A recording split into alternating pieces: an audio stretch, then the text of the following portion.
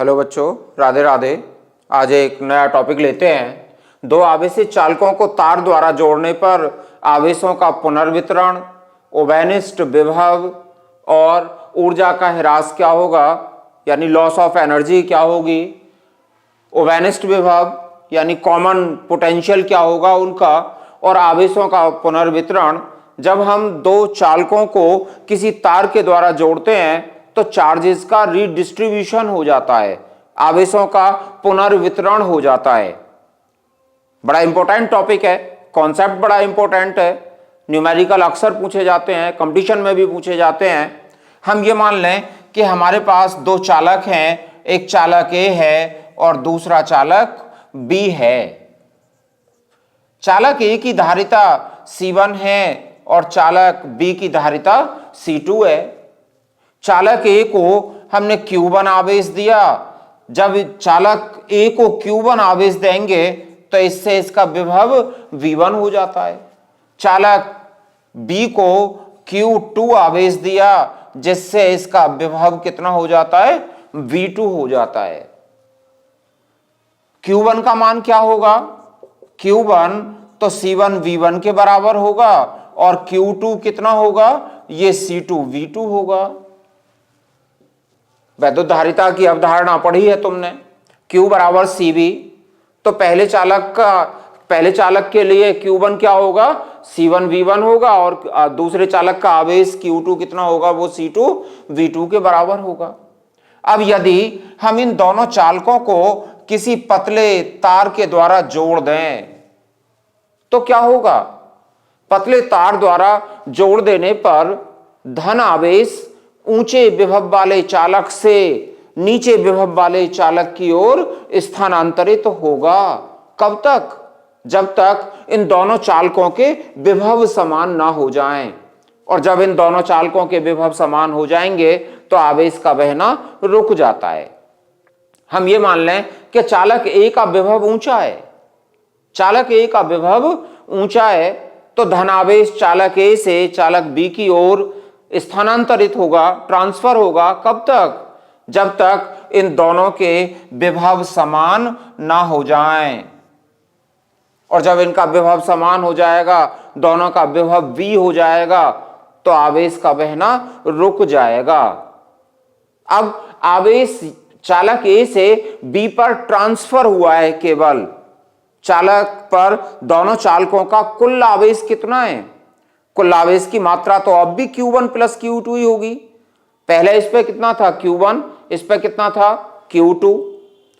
Q1 में से कुछ हिस्सा चालक B पर पहुंचाए तो कुल मात्रा कितनी रही, Q1 प्लस Q2 ही होगी।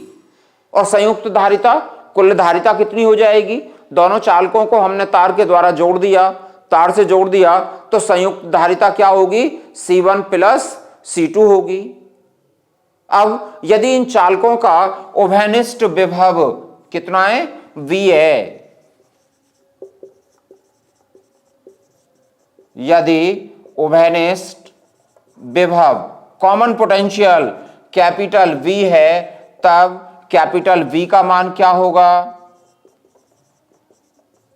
कुल आवेश बटे कुल धारिता।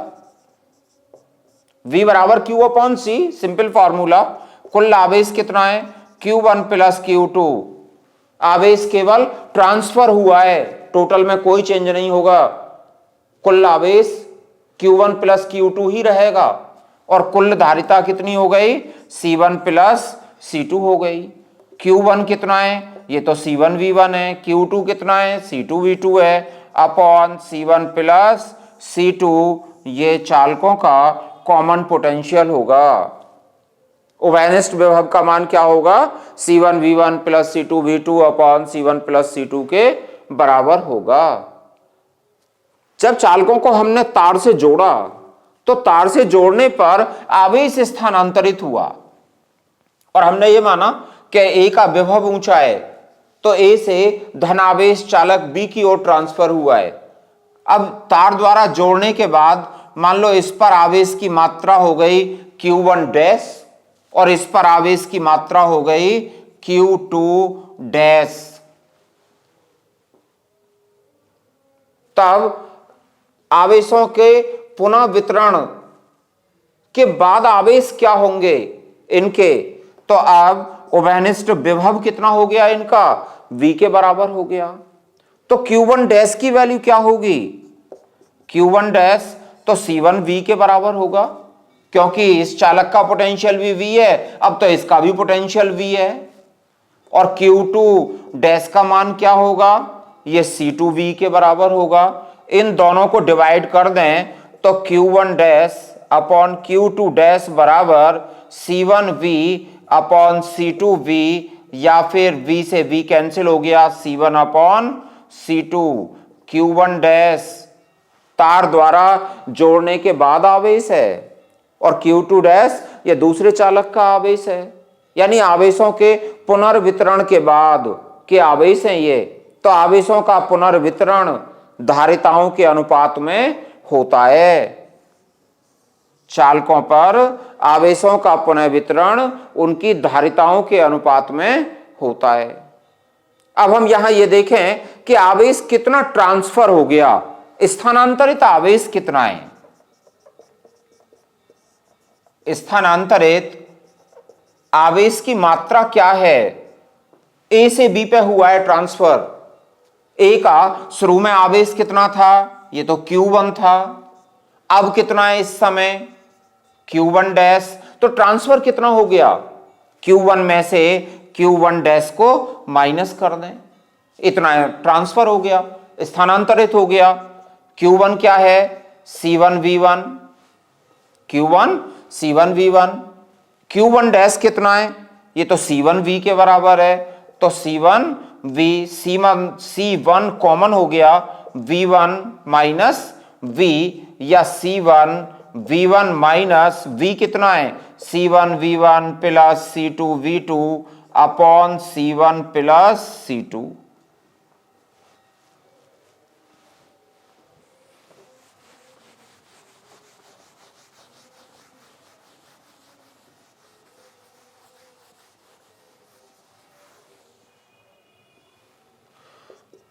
C1 V1 में इंटू एलसीएम कितना आ गया पूरे का, C1 प्लस C2, तो C1V1 plus C2V1 minus C1V1 और माइनस C2V2, माइनस से ये साइन भी माइनस हो जाएगा।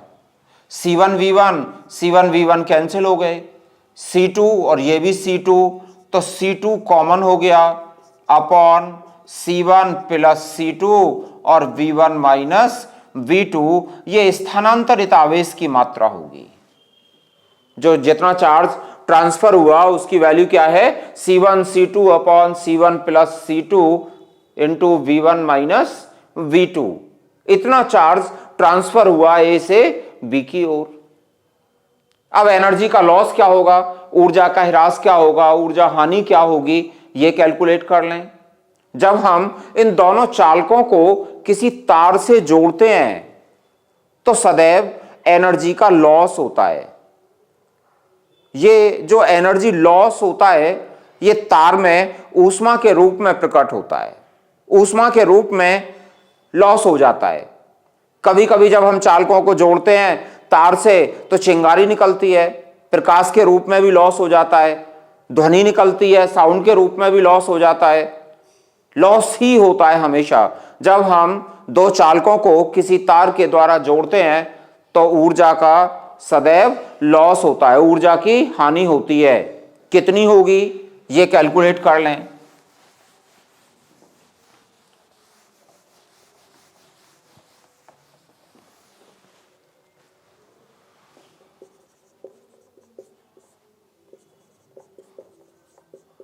ऊर्जा का ह्रास यानी loss of energy.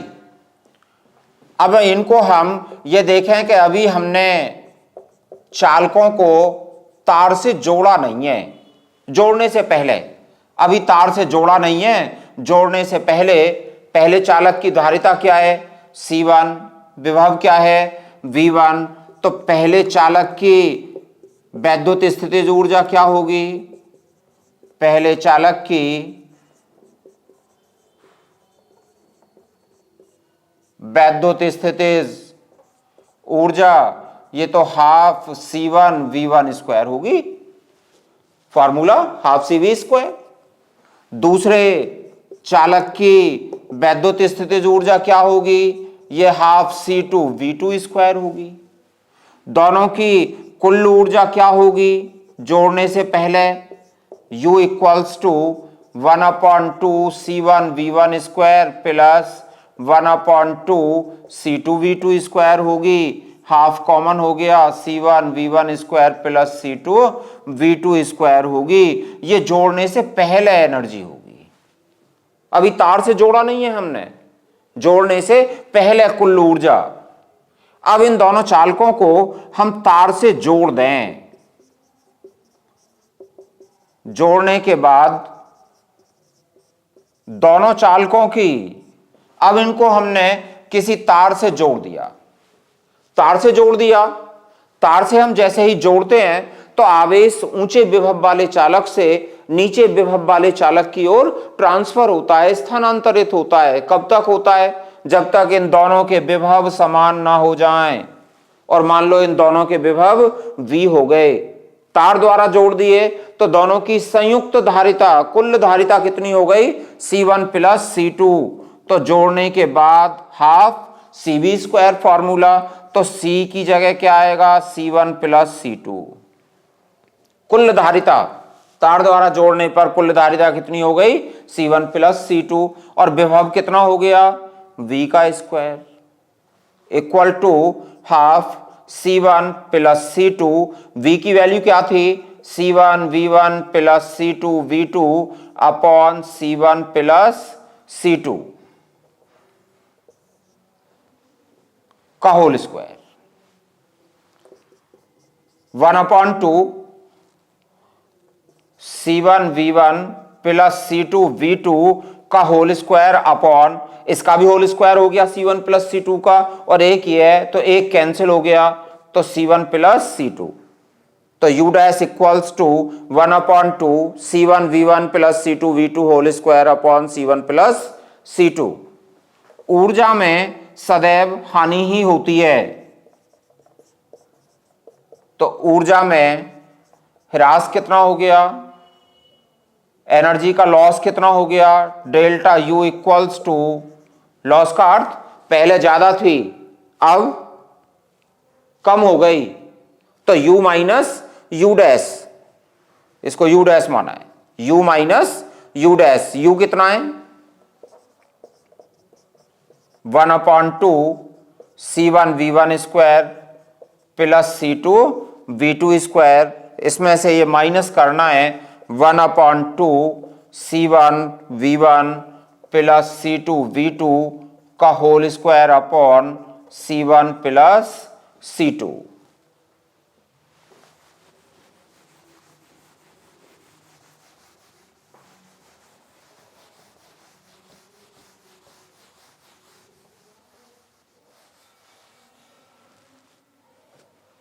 One upon two दोनों में कॉमन हो गया, 1/2 दोनों में से कॉमन हो गया। एलसीएम क्या आ गया, C1 प्लस C2। तो ये C1 plus C2, C1V1 square plus C2V2 square, इसके नीचे 1 मान लिया, माइनस C1V1 प्लस C2V2 का whole square equal to 1/2 C1 plus C2, ये नीचे है, इस C1 से इंटू कर दो इसमें, तो यह हो गया C1 square V1 square plus C1 C2 V2 square. C1 से इंटू, अब C2 से, तो plus C1 C2 V1 square plus C2 square V2 square. अब ये माइनस C1 V1 का होल स्क्वायर, इसका होल स्क्वायर खोलना है, A प्लस B का होल स्क्वायर, A का स्क्वायर प्लस B का स्क्वायर प्लस 2ab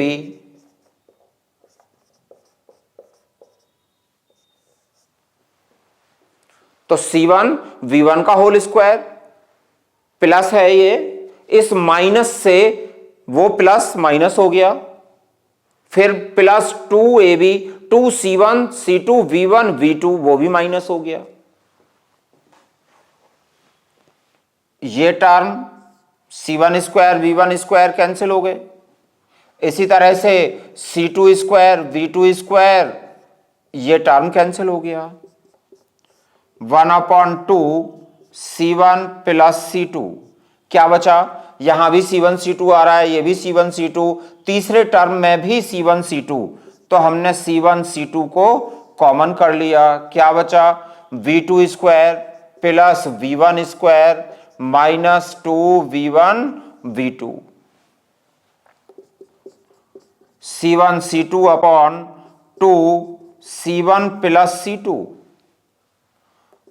ये क्या है, ये तो a प्लस बी का होल स्क्वायर है, इसे तो हम V1 माइनस V2 का होल स्क्वायर लिख सकते हैं, या V2 माइनस V1 का होल स्क्वायर, या सिंपली V1 डिफरेंस V2 का होल स्क्वायर, V1 का स्क्वायर प्लस V2 का square minus 2V1 V2 a minus B का होल स्क्वायर है ये।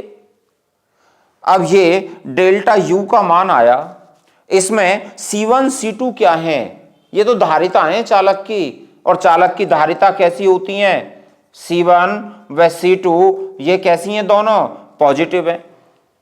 और ये V1 माइनस V2 इसका क्या हो रहा है, ये पूर्ण वर्ग, तो ये पूर्ण वर्ग होने के कारण ये भी कैसा रहेगा, ये भी पॉजिटिव रहेगा। C1 C2 पॉजिटिव हैं, V1 माइनस V2 पूर्ण वर्ग होने के कारण भी कैसा रहेगा, पॉजिटिव रहेगा। तो डेल्टा U कैसी क्वांटिटी आई, ये तो पॉजिटिव है डेल्टा U, और डेल्टा U पॉजिटिव है। पॉजिटिव कब आ सकती है, जब U माइनस U डैश की आए। U पहले ऊर्जा थी चालकों को तार द्वारा जोड़ने से पहले, और U डैश है तार द्वारा जोड़ने के बाद, अर्थात एनर्जी में लॉस हो गया, पहले ज्यादा थी बाद में कम हो गई। तो चालकों को तार द्वारा जोड़ने पर सदैव एनर्जी में लॉस होता है, ऊर्जा की हानि होती है। और ये ऊर्जा चली कहाँ जाती है, ये ऊर्जा मुख्य तौर पर तो ऊष्मा के रूप में निकलती है, ऊष्मा के रूप में मिलती है, प्रकट हो जाती है। तार द्वारा जोड़ने पर कभी कभी चिंगारी, प्रकाश निकलता है, साउंड भी निकलती है, ध्वनि निकलती है, तो ऊष्मा मुख्य रूप से ऊष्मा के रूप में लॉस होती है, कभी कभी चिंगारी और साउंड के रूप में भी लॉस होती है।